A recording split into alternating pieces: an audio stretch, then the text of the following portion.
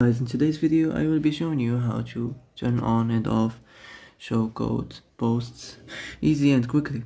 So first of all, enter the Bluesky application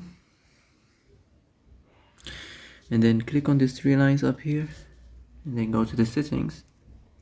Now as you see here, you will find content in the media, and here you will find following feed preferences. Click on it, then you will find showcode posts. So click like this, and then so if you want to turn it on, just like this. If you want to turn it off, so that's how to turn on and off showcode posts easy and quickly.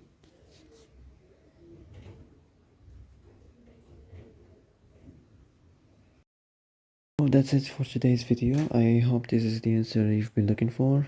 If you like this video, don't forget to like and subscribe, and that's it. See you in the next video.